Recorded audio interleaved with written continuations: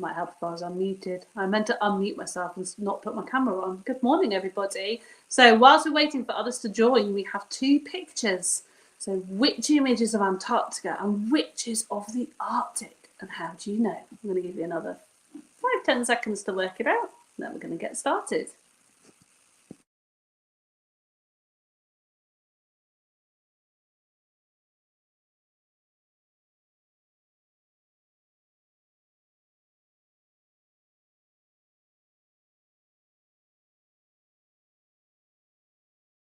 Okay, let's have a little look. So hello and welcome to our new set of lessons. This term we're going to be looking at the polar regions. Now the reason I've picked this is because lots of you from last term on climate seem to know quite a bit about the polar regions, but also quite a lot of kind of interesting bits of information. But we're going to look into the geography and the science behind why the climate's like it is. We're going to be looking at how animals and plants have adapted. We're going to look at how people live and survive in the conditions of the Arctic and the Antarctic. And we're going to be developing our geography skills along the way, because as I always say, it's not just about all the facts that you might know, but it's about how you can use those to develop your geography skills for those people that are looking to develop towards those GCSE type skills. So let's get started. So I had a little thing for you to think about, and that is there's two images here, and which image is of Antarctica and which is of the Arctic, but more importantly, an explanation of how do you know. So there's lots of really interesting answers. So hello to everybody I can see who's answering in the chat over on our Facebook group. If you are on YouTube, I'm sure that you're thinking away as well. And if you're watching on catch up, then do feel free to join in as if you were live. Now, I can see that some of you have worked out that if you look at the bottom picture is definitely Antarctica, because if you look really closely, you can see 3 penguin heads. And penguins are only found in Antarctica. They are not found in the Arctic. So that's one answer that you could possibly have, that the bottom is definitely Antarctica because you can see some penguin heads. But the other thing is that you might want to work out is you could potentially have said that you think that the top one is the Arctic. And it may have been because you could work out that actually from looking at it, that it does seem like areas of tundra. So you can see some areas of tundra and potentially the beginnings of a thaw and beginnings of kind of plant life growing. Because around the Arctic, as you move out onto the outer rims of the Arctic Circle, you do find the ecosystem of tundra. So if you had that one, then that is also a particularly good answer. But well done. You could have had that the bottom one looks like Antarctica because it looks like it's got greater elements of snowfall. But there's lots of different answers. But well done if you got those correct. So we are going to be looking at the polar regions. Even if you think you know lots and lots about the polar regions, there's going to be lots of geography that I'm sure that you won't know, or key terms that I'm sure that you won't know. But look at the boxes below. This is what we're going to start. We're going to start with playing a little game. Look at the boxes below. And do you think they describe the Arctic, or do you think they describe Antarctica? So we have reindeer, we have only scientists, we have continent, we have polar bears, we have penguins, you might already know that one. We have lowest temperatures, South Pole, 98% ice, the North Pole, 1,700 plant species, midsummer is the 21st of June, and the population is 4 million. So just, you might want to do it in rough on a scrap bit of paper, work out which ones you think are the Arctic and which one you think is the Antarctica, and just sit and just put A is this one, B is this one, and see if you can work it out. If you're super clever at doing this and you have lots and lots of knowledge, you could also think about explaining how you know this to be true. Always a bit harder, isn't it, that one? How you know it to be true.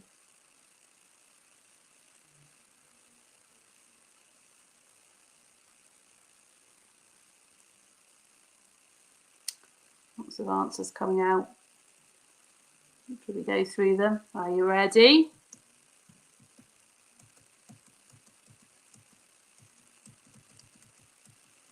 So in the Arctic, you'll find reindeer and polar bears, which you don't tend to find in Antarctica. Obviously, it's where the North Pole is. There's around 1,700 plant species, so there's more plant species found in the Arctic because of its facility to, as I've said, the tundra ecosystem as you go outside of the Arctic Circle. Midsummer is the 21st of June, and it does have a population of 4 million. So the Arctic is different than it has an indigenous population. Antarctica doesn't. It only has scientists that go for about 6 months of the year, and tourists as well. They do have lots of tourists that go as well, and climbers and all sorts. Antarctica is an actual continent, whereas the Arctic Circle is a collection of countries.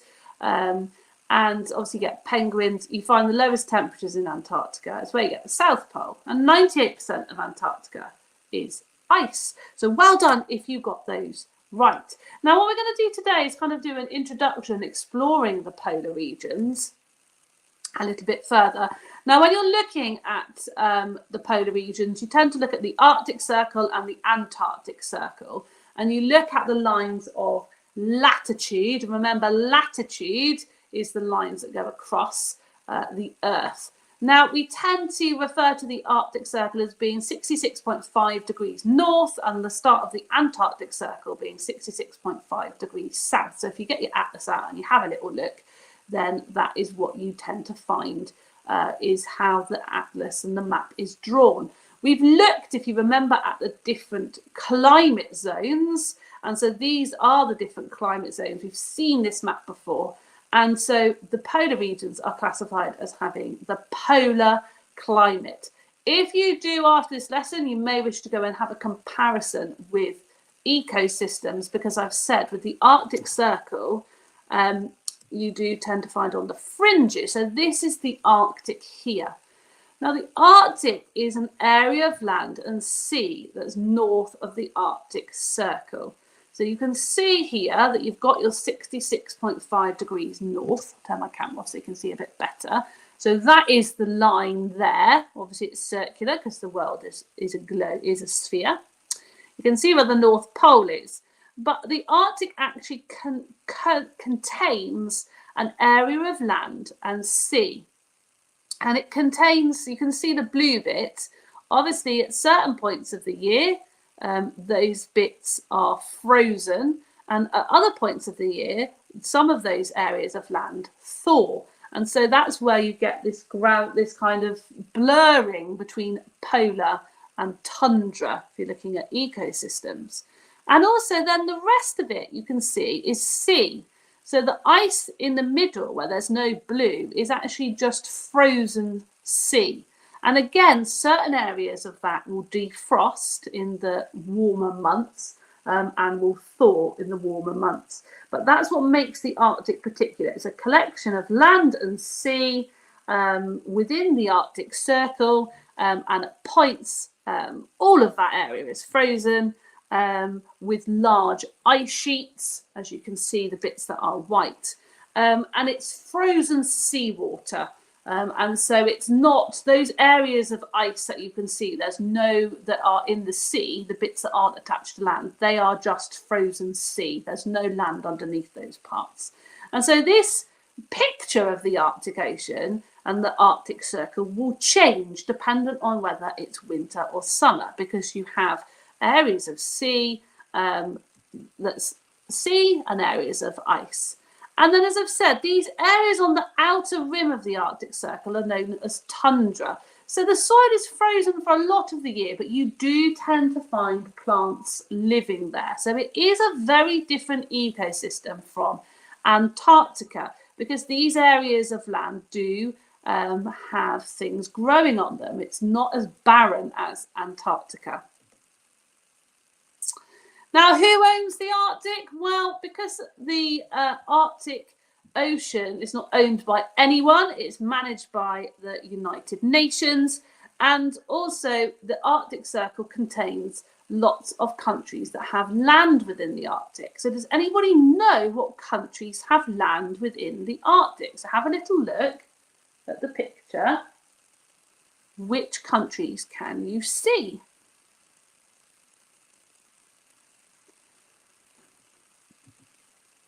So you can see Norway, you can see Sweden, you can see Finland, you can see Russia, you can see the United States, you've got Canada, you've got Greenland, and you've got Iceland. So the Arctic Circle actually contains a selection of countries. These countries all have land within that Arctic Circle. So the actual Arctic Ocean isn't owned by anybody, but then the remaining areas of land are obviously part of those countries. And that leads it to be very, very different to Antarctica. It's incredibly different to the Antarctic. The Antarctic is an area of land, so that makes it very different. It is an area of land. It's a continent.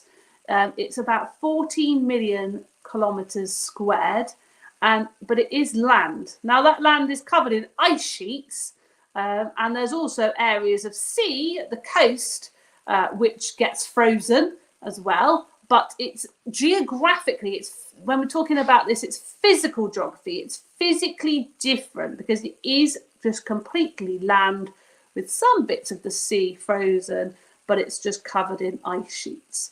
Now, does anyone know who owns Antarctica? Anybody know?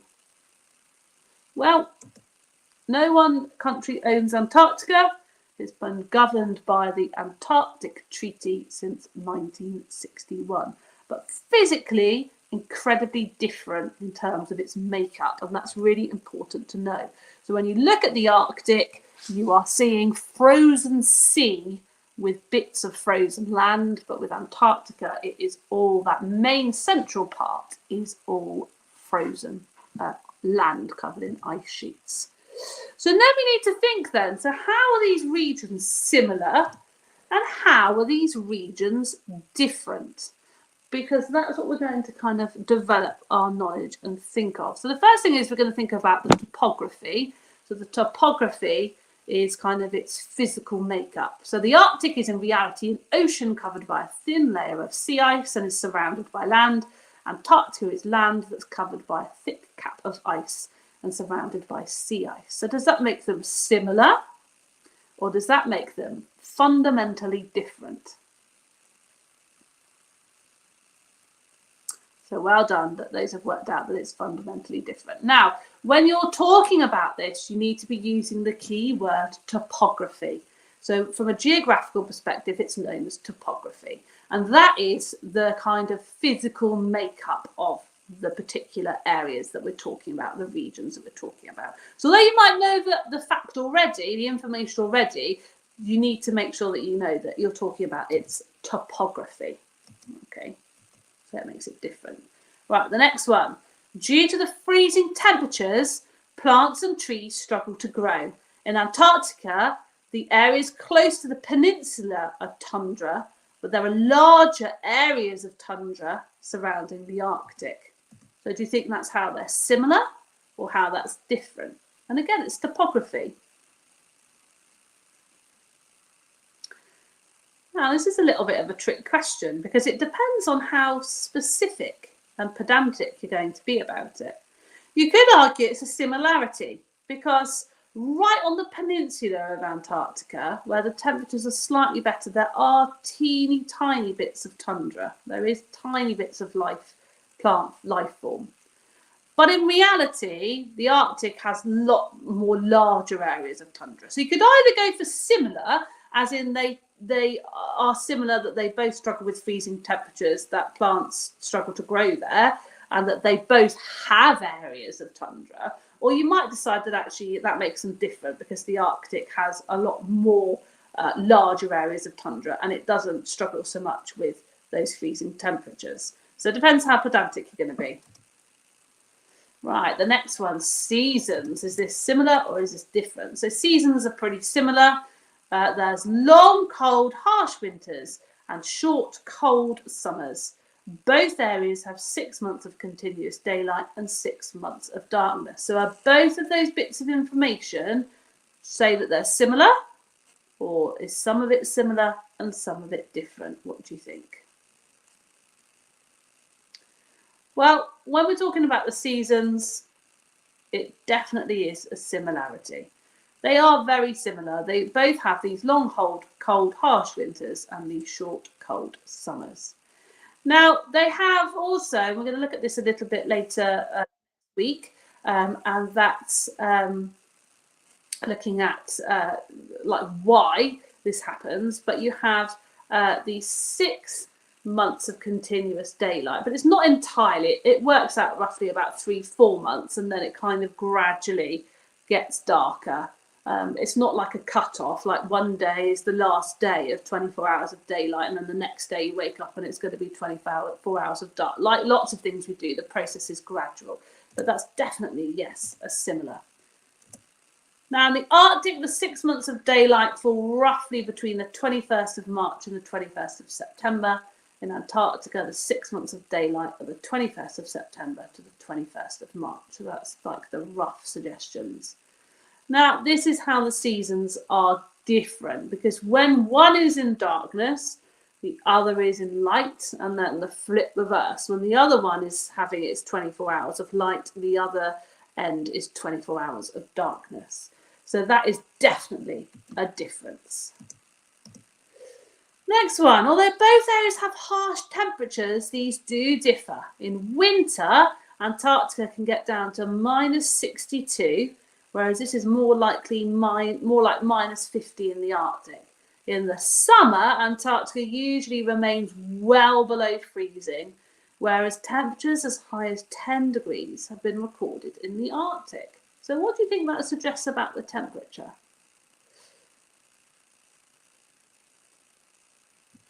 Well done if you've worked out that it is a big difference. And because of that, the physical geography differs. So what you get in the Arctic, sometimes in Antarctica, the temperature does go above freezing, but it's not as normal and as regular occurrence as what happens in the Arctic. It's fairly normal in the Arctic. What makes the Arctic in some ways harsher to live in is the fact that actually it's not the freezing temperatures, it's the change. So you have these frozen seas and frozen areas of land covered in ice sheets. And then when you get to their summer and the temperatures do warm, you end up with this big thaw. And so the land turns from these big ice sheets back to visible land. And some areas of the sea turns from these big ice sheets back into water and back into sea. And so that's what actually makes, if you think you're a polar bear up in the Arctic, that's what makes conditions up there really, really tricky to survive, because the seasons are quite different up there with this big thaw. And it really, in reality, you're not losing land because it's frozen sea, but from an animal's perspective, areas that they would have been able to have moved around on are now water. And so it's a lot, in some ways, some geographers would argue that the Arctic is harsher for animals because of that, because of this clear change. Whereas in Antarctica, it's definitely colder, and the temperatures aren't as different in the summer. They rarely do hit above freezing, although they do sometimes. As we know, it's an average. It doesn't mean it doesn't happen ever. Right, there are no indigenous people found in Antarctica, whereas the Arctic has been inhabited for thousands of years. Indigenous people are mainly nomadic hunter-gatherers. So do you think that's a similarity, or do you think that's a difference? Well, hopefully you have worked it out. It definitely is a difference, and that's another big thing. So the Arctic has been inhabited for thousands of years, but the Antarctica doesn't have any indigenous people whatsoever. Okay, when we look at the vegetation, moss and lichen can be found in both areas, and the sea is rich in phytoplankton. Does that sound like a similarity, or does that sound like a difference? What do we think? It's definitely a similarity. So although you might not see a big, beautiful oak tree in either region, you definitely don't need to write off in your head that there's no vegetation whatsoever, because moss and lichen can survive in so many different areas. And also the sea is really rich in phytoplankton, so there's definitely lots of vegetation, even though it might not be what we are immediately thinking of when we think of vegetation. In the Arctic, you can find 1,700 species of plants, but in Antarctica, it's 350 species. Well, that's obviously a difference, and that is caused because of the areas of tundra.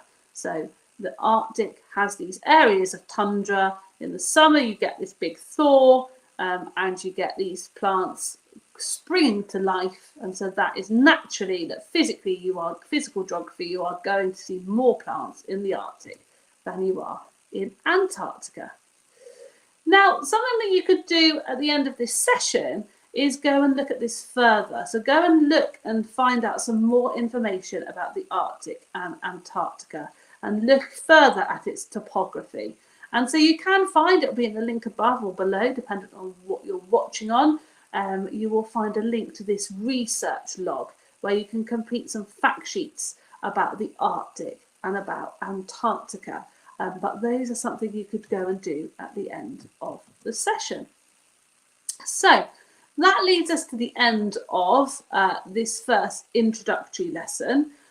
Next week, we're going to start to look a bit, so next week is going to be a little bit more complicated. And what we're going to be looking at next week is why. Why do we see these physical differences, and how is the polar regions different to other climate regions around the world? So we're going to be developing those geography skills a little bit more next week. So don't forget, whenever you go, whatever you get up to, do go and share it over in our Facebook group, and I will see you next week for more investigation of the polar regions. I'll see you soon.